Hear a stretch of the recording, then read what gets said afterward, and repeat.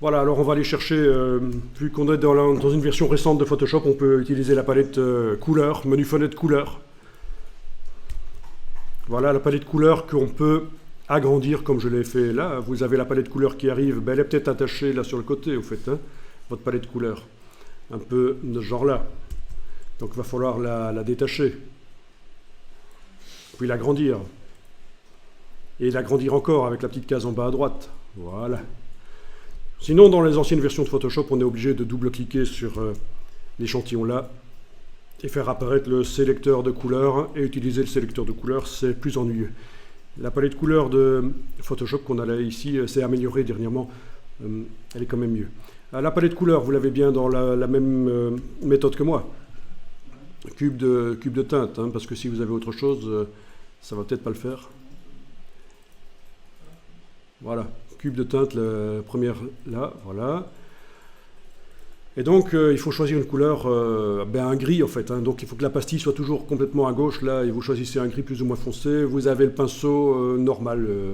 Vous avez toujours CTRL-ALT pour modifier en cliquant avec le bouton gauche du Mac ou droit du PC.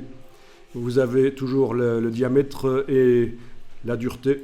Voilà. Et en effet, quand on voit, on arrive à assombrir là où on met du gris sombre. Ou si on prend du gris clair, on arrive à éclaircir là où on passe. Voilà. Là, on est en train de travailler sur le calque ici qui contient le gris à 50%. Donc vous avez pu tester que ça marche. Quand vous dessinez avec du gris clair, ça éclaircit. Quand vous dessinez avec du gris foncé, ça assombrit. Parfait. Bon, une fois que vous avez vu ça, on va tout remplir avec du gris 50% parce que c'était juste des tests pourris. Donc, à nouveau, je remplis, édition remplir avec gris 50%. Voilà. Donc, forcément, le calque là ne modifie pas du tout ce qui est en dessous. En principe.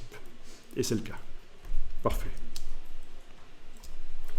On va peut-être encore enregistrer, on ne sait jamais. Soyons prudents. Voilà, vous n'êtes pas obligé d'enregistrer. C'est juste moi qui enregistre ici pour la démo. Voilà. Et alors, dernière chose qui nous manque pour commencer à faire le pochoir, c'est un calque de réglage de type seuil. Donc, vous avez ici le calque qui permet de modifier l'intensité de certaines parties de l'image. Et au-dessus de ça, on va chercher le seuil. Voilà, seuil. Voilà, et il est là. Il arrive tout de suite. Et vous avez besoin du panneau propriété pour modifier le seuil, bien sûr. Hein. Donc si vous ne voyez pas le panneau propriété qui est arrivé, menu fenêtre propriété, ou alors vous double-cliquez sur la partie ici, la partie gauche du calque seuil, et en principe, ça doit apparaître. Et si ça ne marche toujours pas, il faut remettre à zéro la position des palettes. C'est qu'il y a un problème au niveau de votre configuration de palette.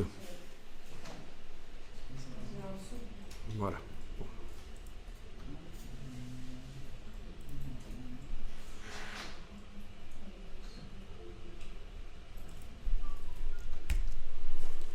Ok. Voilà, j'ai juste fait majuscule tabulation pour me débarrasser des palettes qui étaient à droite. Et je rappelle la palette des calques. La voilà. Ok. Donc, n'hésitez pas à enregistrer. On n'est jamais trop prudent.